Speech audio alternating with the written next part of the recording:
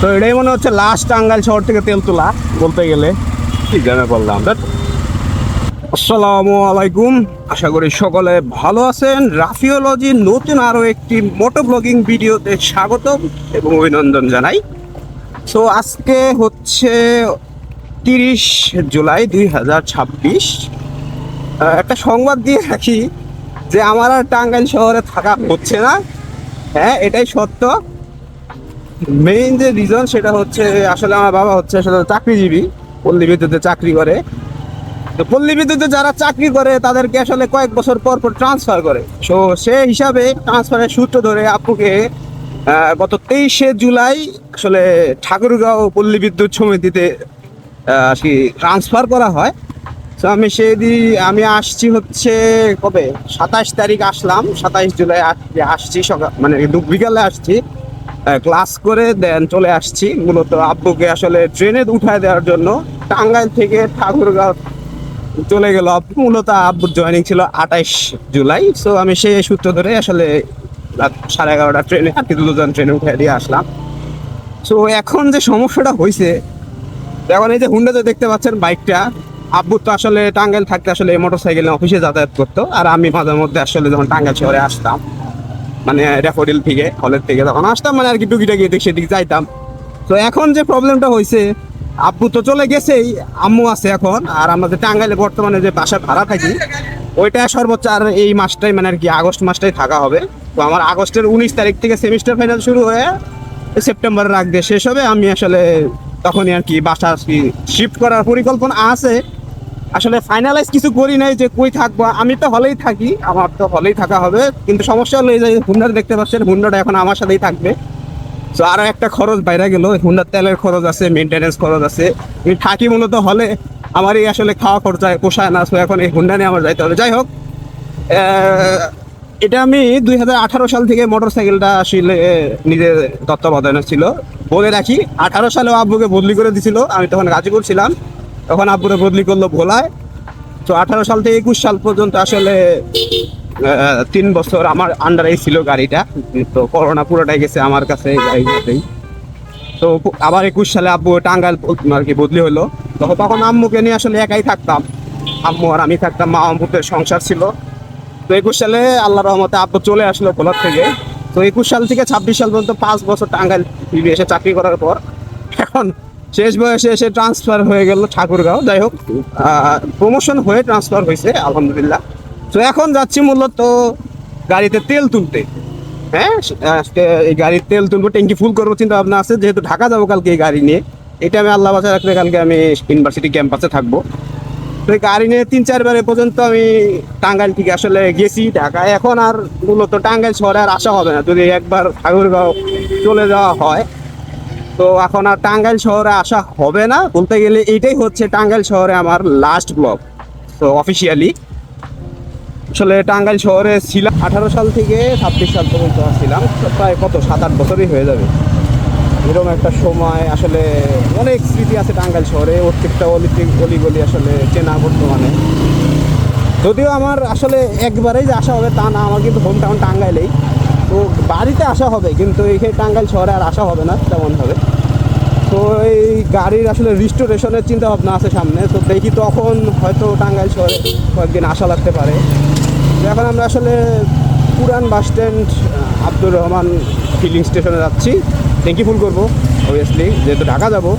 তো কালকে পরিকল্পনা হচ্ছে আম্মুকে নিয়ে প্রথমে মূলত এখান থেকে আর কি গ্রামে যেতে হবে, মানে আর কি গোবিন্দাসী বহপুর, ওইখানে আম্মুকে নামায় দিয়া দেন আমি ঢাকার দিকে রওনা দিব।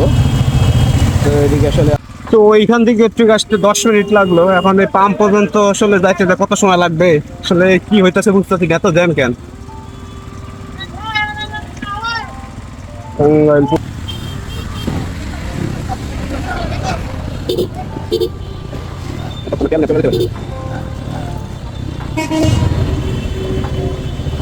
রে 45 টাকা 20 পয়সা লিটার, 1030 টাকা, 1030। 1030 টাকার তেল নিব মূলত। আসলে গাড়িতে তেল আছে কিছুটা, ট্যাঙ্কি ফুল হয়ে যাবে এতেই আমার আশা করি। 88,162 তেল নিচ্ছি, দেখি কতটুকু যায়। ঢাকা যাইতে হবে এ নিয়ে আমার।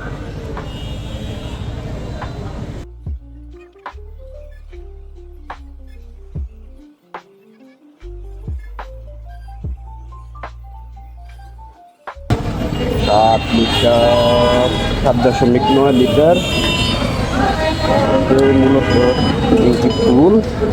আসলে গাড়িতে 9.2 লিটার আসলে ফুয়েল ধরে। আসলে ফুল ট্যাঙ্কি করলে হয় কি, আসলে যে তেল বাইরে এটা হলো আরেক ঝামেলা, গাড়ির তো বয়স কম হয় না। তো আসলে তেল তুললাম মেলা কাহিনী করে। আজকে আসলে টাঙ্গাইল শহরে সম্ভবত সব এসেছিল নতুন বাস স্ট্যান্ডের ওখানে, যার কারণে এত জ্যাম। আসলে যাই হোক, এই তেল তুলতে অনেক সময় চলে গেছে। তো এখন টাঙ্গাইল শহর আর কি ছেড়ে চলে যাব যে এমন না, আসলে আসা হবে মাঝে মধ্যে, যেহেতু টাঙ্গাইল শহরে আসলে জায়গা জমি আছে কিছু। তো এখন মূলত বাসার দিকে চলে যাব। আর হ্যাঁ, দেখি ওষুধ নেওয়া লাগবে। হ্যাঁ, আব্বু যেহেতু থাকে না, তো ওষুধপাতি নেওয়া লাগবে আম্মুর জন্য। তো ওগুলা নিয়ে এখন বাসায় চলে যাব। তো আপাতত এই কয়েকদিন আসলে কোনো ব্লগ টক দিব না, কারণ সামনে সেমিস্টার ফাইনাল। কালকে একটা হতে পারে, আসলে দেখি ঢাকা যাব যেহেতু। এই মূলত আসলে ইউনিভার্সিটির থেকে যখন আসলে বাসায় ব্যাক করি, সেই সময় আসলে যাইতে খুব ভালো লাগে। আসলে মনে করেন ট্রেনেই হোক কিংবা মোটর সাইকেলেই হোক, ঢাকা যাইতে হবে কালকে, এটাই হলো সত্য কথা। আর জিনিসটা আমার একটু পছন্দ না, যাই হোক কিচ্ছু করার নাই, যাইতে হবে ইউনিভার্সিটিতে। আসলে হলে থাইকা ভালো লাগে না আমার হল। তো এখন যাইতে থাকি। বাজিতপুর হাটকলার থেকে ওষুধ কিনে নিয়ে বাসায় ঢুকে যাব। তো চ্যানেলের সাথেই থাকুন, নতুন নতুন ভিডিও আসবে সামনে। যেহেতু গাড়ি নিয়ে এখন ঢাকা শহরে চলাফেরা হবে, তো গাজীপুর যেতে পারি, হুটহাট বলা যাবে না এখন কি করি। আর একটা এক্সট্রা খরচের পাল্লা যোগ হলো নিজের সাথে। আমি আসলে হলে থাকি, নিজের খাওয়ার খরচ সবের থেকে নেই, এটাই এক্সট্রা হয়ে যায়। তার মধ্যে এখন যদি গাড়ি নিয়ে এটা আরেকটা পেইন হবে। আর গাড়ি এটা অনেক পুরান গাড়ি, রাস্তাঘাট ডিস্টার্ব দেয়। যেদিন আসলাম আব্বুরে আসলে রাইখে আসতে, সেদিনই খুব ডিস্টার্ব ছিল গাড়ি। এই 2 দিন আসলে মেনটেনেন্স করছি গাড়ি, আর কি ঢাকায় নিয়ে যাওয়ার মতো কন্ডিশন বানাইছি। আব্বুর কাছে দিলে আসলে আব্বু খালি চালায়, নষ্ট হয়ে গেলেও তাও চালাইতেই থাকে। মানে আর কি যতক্ষণ চলে, এটার যান যতক্ষণ আছে চলতেই থাকে। সাউন্ড মাউন্ড নষ্ট যে হয়ে যায়, তারপরে খালি যে বন্ধ হয়ে যায়। মানে অফিস যদি 3 কিলো হয় বাসার থেকে, 3 কিলো যাইতে, এটা আমি যে ওই দিন যখন আসলাম 2-3 বার করে স্টার্ট বন্ধ হইতেছিল। মানে এই অবস্থাতে সে চালাইছে। তো ঢাকার থেকে মূলত একটা সিডিআই ইউনিট নিয়ে আসছিলাম মিরপুর থেকে, সিডিআই ইউনিটটা লাগাইলাম, কার্বোরেটর টিউনিং করলাম। তো এখন মোটামুটি আলহামদুলিল্লাহ স্টার্ট বন্ধ হয় না। মাইলেজ কম দিচ্ছে, কারণ গাড়ির পিস্টন দুর্বল হয়ে গেছে। সেগুলো ঠিক করাইতে হবে। সামনে ইউনিভার্সিটির থেকে ল্যাপটপ দিবে, ল্যাপটপটা বেচা টাকা দেওয়া হবে, ওটাতে গাড়িটা রিস্টোরেশন করবো। যেহেতু খুব শীঘ্রই গাড়ি কিনতে পারবো না, বাড়িতে যেহেতু বিল্ডিংয়ের কাজ চলতেছে, গাড়ি কিনতে গেলে মিনিমাম 3 লাখ টাকার মতো লাগবে। কিনতে কত টাকা চাওয়া যায় না, যাই হোক এটা দিয়ে এখন চালাইতে হবে। যেহেতু আমার এটাতেই কমফোর্ট, সব জায়গায় যাই আমি আসলে এটাতেই অভ্যাস।